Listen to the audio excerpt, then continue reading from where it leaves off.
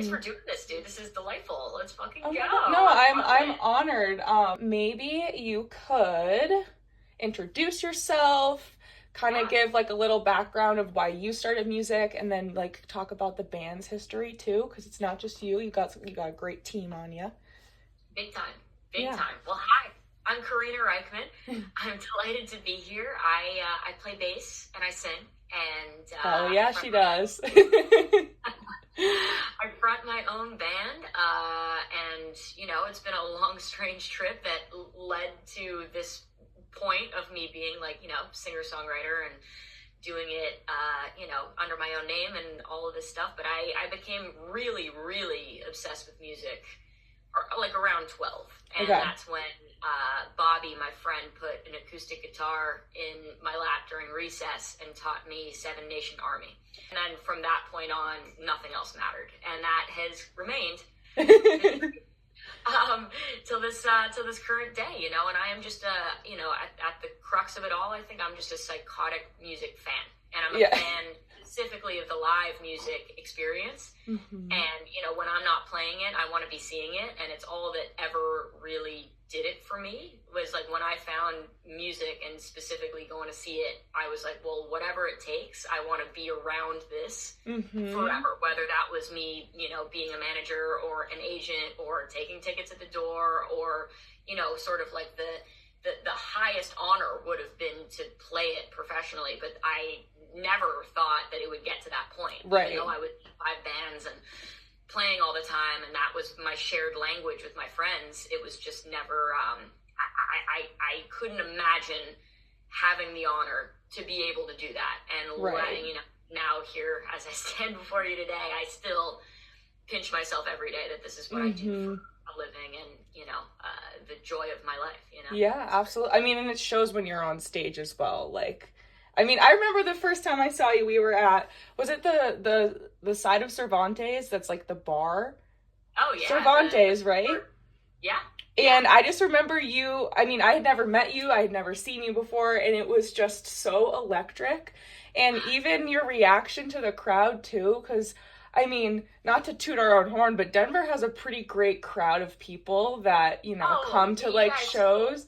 And the energy in that room was just so positive. And I mean, you know, it's a give and take with the audience and the artist, right? But like, you're the one that facilitates that energy. So that was amazing. It was so fun. Thank you. No, that was one of my favorite shows we played last year. It was really, really, you know, one of those kind of like, oh wow, like Denver did not come to play. You know what I mean? Like they are ready to go. So exciting, so cool, and thank you.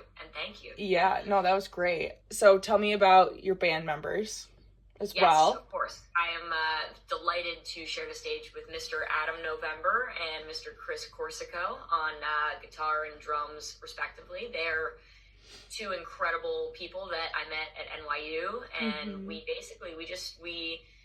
started just jamming together, and in order for me to prepare for, I had this gig, and I was young, like I had this gig with, it was all improv. It was me, Nels Klein, John Medeski, Billy Martin, and Marco Benevento playing just an hour of improv, and those are like my heroes, you know? And I was just like, whoa, I'm in over my head, like how did I even get here? You know, and I called up Adam and Chris, and I was like, do you guys just want to like practice improvising with me? Like, I feel like, you know?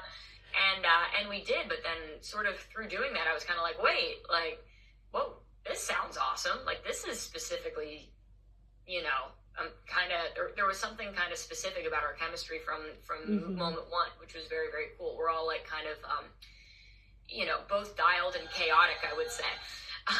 Sorry, it's a buzzer. No, it's okay.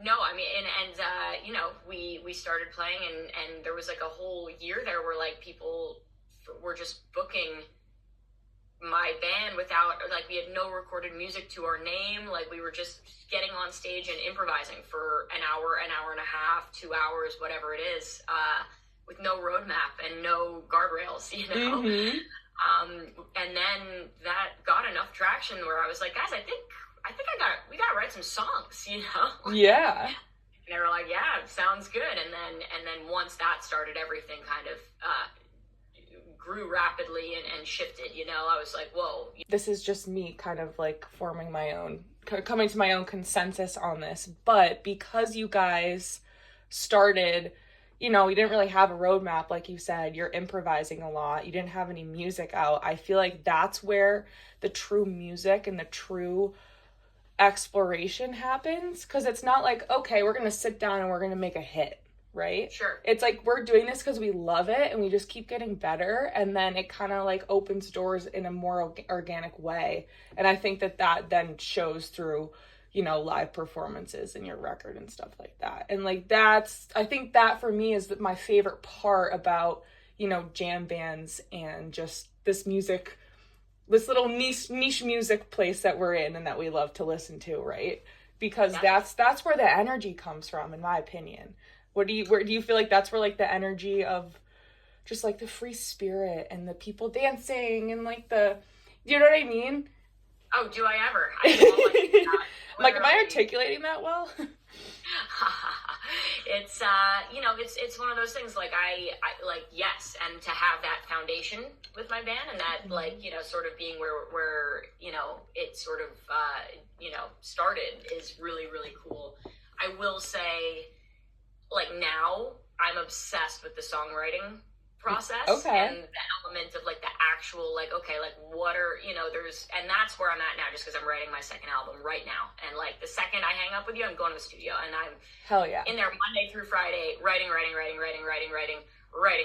Today I'm with my producer all day, and then with my band all night. Like, that's like how I split it up. So as I stand before you today, like, why, you know, I think the combination of the two is really sort of where the magic lies, you know what I mean? And having like these songs that people sing back to me, I never ever thought I'd have that, and I have it now, and it's a shocking, incredible thing. And like to have that and be confident enough to have this foundation with the band where like you could have these songs that are, you know, verse, chorus, fucking pre-chorus, whatever, but then we jump off a cliff together. Yeah. And that's incredible. It's so incredible. The confluence of the two is really important to me. And now, especially just because I'm in the songcraft world, you know, like just trying to figure out how to make things both feel structured and organic and free floating and compelling and memorable, you know what I mean? Like all of those things. Not just for, you know, for me more than the audience, like, you know what I mean? Like, it's like, okay, how do we feel really, really good about this 3 minutes and 40 seconds that I'm trying to capture lightning in a bottle, you know what I mean? Totally. And what life can it take on in the live space? Super interesting. It's a crazy lifelong pursuit, and I'm so happy to have found myself here. Have these be the things that I think about every day. It's like, it's incredible. I'm honored to have these things to be my raison d'etre, you know? Totally. Cool. I mean, it's like you're the jack of all trades in a sort. And I feel like also when you have those, you know, obviously you have the creativity, and I'm not sure exactly, maybe like you can articulate what you're thinking very well in songwriting. So that's the more structured part. But then I think it's also a testament to you and the guys how when you do jump off that cliff together, there's like unwavering trust, and that's how you're able to build, like capture that lightning in a bottle, because you're like, here we go, we don't know what's gonna happen, it's different every time, but like we're in it together and it's gonna happen and it's gonna be amazing. And I think that is so beautiful to watch. It's so beautiful to watch. It's it's a crazy thing. And I'm still getting my confidence together, like in my voice, in my songwriting, and all of these things. And like, you know, every day I'm just like, Karina, you gotta lobotomize yourself. Like, you have to stop caring. And then you're like, wait, no, I care like a lot. And then you're like, you know, kind of towing the line on all those things, which is really both fun, funny, and beautiful. So you've played with Dave Matthews, you've played with playing ping pong, among others. Do you have, whether it was like with one of those guys, do you have like a super, super memorable musical experience? It didn't have to be like a, oh, I made it moment, but just what is something like that sticks out in your memory?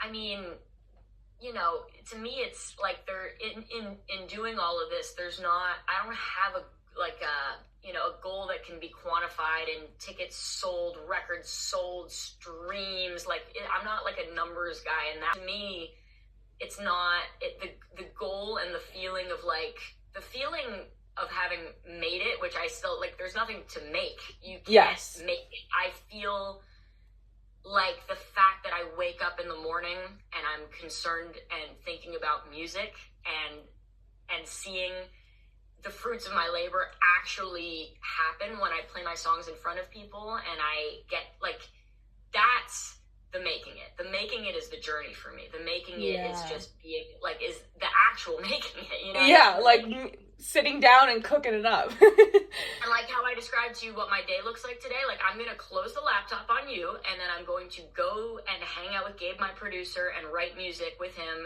until 7 o'clock, and then I'm going to eat something, and then I'm going to get with my band at 8 o'clock, and then play. And those two feed off each other, and, like, you know, what I'll write with Gabe, I'll bring to the band, and then what we do together with the band, I'll bring back to Gabe, and it's just like this incredible. It's a life. It's like it's a making of a life where we care about, like, enhancing. You know, you're decorating time with music. You know what I mean? Oh, it's I like, love so that. that's every moment that I'm able to think about doing that for both myself and thus others is insane. And I just think it's this world is so absolutely messed up, especially right now, and just to provide these moments of levity and joy and togetherness and connectivity and all those things, like, it's meaningful to me, because that's what it's always done it for me, is other people providing those spaces for me, and me going as a rabid fan to live music, right? And now to be able to do that as a fan and be able to create a semblance of those spaces for other people is the joy of my life. I love how you said that music paints time. That is beautiful, because it's so true, and that I feel like that's a great testament to why music talks. It's like, you know, I don't think of musical eras or, like, musicians or bands ending. Yes, they've passed away and they don't play anymore, but that is, in this life, that is how to be immortal, because it continues with you. It continues all the way through. I mean, I'm listening to records right now from the 60s, and it's like how it's so amazing, and I'm just obsessed with it that we we have access to that. And then it's like, okay, we're living in a time where there are so many other musicians like you, and that's gonna live on with us forever. And you paint time with music, or music paints time. It's a crazy thing that's why, like, especially, like, with the records and stuff, and I'm like, it's the scariest part, is to make something that'll outlive us all. Do you find that when you are songwriting, do you tend to be more of, like, a perfectionist, or are you just kind of, like, throwing words, like, at the wall, like wet spaghetti, or whatever the saying is? Like, what's your creative process like in terms of songwriting? Oh man, it's complicated. It's the thing that scares me the most, which means that I take it super seriously. That's the thing. Trey Anastasio told me, words are everything, but you don't have to say anything important. And I was like, wow, you know. And I think about that often, because sometimes, you know, you go to, like, sit down and, like, write your words, and you're like, okay, here we go. Time to, you know, get on my soapbox and, like, preach, you know what I mean? Or, like, just say something so pivotal that it's gonna rock the fucking world. And it's just like, dude, no, you know what I mean? Like, that's not, and guess what? That never elicits anything. Like, even if you write profound shit, you shouldn't come at it from that way, you know what I mean? Like, I don't know. So those, that Trey phrase really helps a lot. My process is music first, vocal melody, I write it and I figure it out, and then words last. But words are what keep me up till 5 a.m. Words are what you'll catch me, like, especially in this last little period where I've been home worrying about these things. I rewrite and rewrite and rewrite, and I say, there's a better way to say this. And again, like, even if my songs are goofy, like, it doesn't even matter. Like, you know what I mean? I can be being so whimsical and so silly, like, and sometimes not. You know what I mean? But it doesn't matter. Like, it's not about the subject matter. It's still forever. You have to get the words the way you are going to be comfortable with singing them, and them living way past you forever. And then we just, you know, slam our heads against the wall until, you know, and that's a great quote. I think it's a Rick Rubin quote, but I'm not sure. But songs are never done. They're just abandoned in interesting places. And I love that. That makes sense. Like, it makes total sense. It's done, I guess. We could tinker with it forever, but then guess what happens? Nothing. And I'm one of those guys with a hard drive full of gold that nobody will ever hear, like, you know, which is, but I suffer from that a little bit. So you asked if I'm a perfectionist.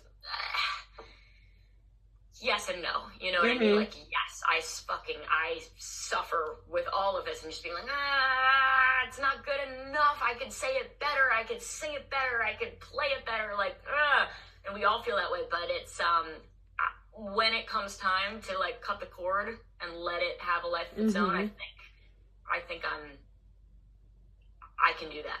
One of my last burning questions. Who are some of your top musical inspirations, whether lyrically, musically, melodically, whatever you want to say? Sure. Yeah. I'll dish it out. I mean, you know, I'll just start by saying that I'm like such a rabid music consumer. Yes. And I listen to such a wide variety of music, and always have. And from the heaviest of heavy metal to the softest of the singer-songwriters, to jazz, to funk, to classic rock, indie rock, new school, fucking hip-hop, crazy hip-hop. I'm like really all over the map. So it's hard to boil it down. But what I will say in that is that, you know, somebody like Beck and is super influential to me, because Beck's ability to be eclectic within his own universe and his ability to write records that, you know, each Beck record sounds different from the last in like in a big way. And you can take a Midnight Vultures and a Morning Phase and be like, this is the same guy. That's wild. But it's all put through the Beck filter, right? And that's something that I really aspire to with my own music. And as is Ween. I will say Ween similarly has this eclecticism that I really always gravitated towards, as well as the sort of emotional diversity throughout the music, such that Ween is one of the most ridiculous bands to ever exist, right? And Ween has songs that'll make you piss your pants laughing and songs that will reduce you to tears and everything in between. And they're hilarious and they're emotionally deranged in all of the ways. It's a crazy band to kind of, I don't know, I've been listening to Ween since I was like 13 or whatever. So like, I'm like really, and same for Beck for sure. Both of those acts, like I'm drawn to things where people kind of just march to the beat of their own drums and give zero fucks. Those are the things that appeal to me. But then also I'm really all over the place in so many ways, because like I listen to Black Sabbath still and I'm like, oh dude, like yes, the power of the riff, the power of the, like just the way it all works. Black Sabbath and Led Zeppelin, like from the get-go, yes, were my, that's my foundation, that's my glue. That's where, like, when you come back and like when you put a bass or a guitar in my hands, like that's the type of shit that comes out the most naturally. Interesting. Okay. I would be remiss to not mention the Beastie Boys, specifically Paul's Boutique, because I'm born and raised in New York City. Nothing's more New York than the Beastie Boys, right? But Paul's Boutique, you know, arguably, or not even arguably, like the album with the most samples on it, maybe of all time. When I was young and I was listening to Paul's Boutique, I was getting turned on to so much music within that music, because I was one of those psychotic kids growing up in the internet age, right? And the iPod age and the iTunes age, these things. So I had access to everything at my fingertips. So I would say, let's Google Paul's Boutique and see what's going on in here. And then they have the list of samples. And then next thing you know, I'm downloading every one of those samples. And that's the Bar-Kays and the Meters and like all this old funk music, all this jazz, all this old school, like just all this stuff that you would have never, or I wasn't exposed to and wouldn't have known about. So anyway, that was very, very pivotal for me. And I think very sort of encapsulates so much of my musical kind of DNA, is that was something that meant so much and means so much to me actively. So let's call it, you know, if you're calling it Beck, Ween, and the Beastie Boys, then I have done my work. Amazing. I'm playing Webster Hall on Saturday, May 10th, and it's just sort of one of these like pinch me moments since that got booked, just because being from here and growing up and seeing shows there is so. And the idea that I am an artist who can play Webster Hall at all, let alone like under my own name and headlining it, is ridiculous. I've never opened for a band there. I've never this is, I don't know. It's super meaningful to me, I will say. And it's just like, one of these things where, you know, my parents are coming, all my school teachers and like friends from grade school are coming, my neighbors. That's amazing. It's going to be a real, like, homecoming thing. We're pulling out all the stops. It's going to be ridiculous and super, super fun. So yeah, talk about full circle. Yeah, in every way. I just never thought I'd see the day. I really, you know, I don't know. This is all too much, you know. I've seen Metallica there. I've seen Soundgarden there. I've seen Nine Inch Nails there. Like, I've seen the craziest underplays there, and like, I don't even know, like all these, I could go on and on, but those three, I'm like, dude, like that's crazy. It's just mad. So I'm so looking forward to it. And I don't know, we're just, we're in the midst of preparing for it now and making it all happen. And it's exciting times, dude. It's so exciting.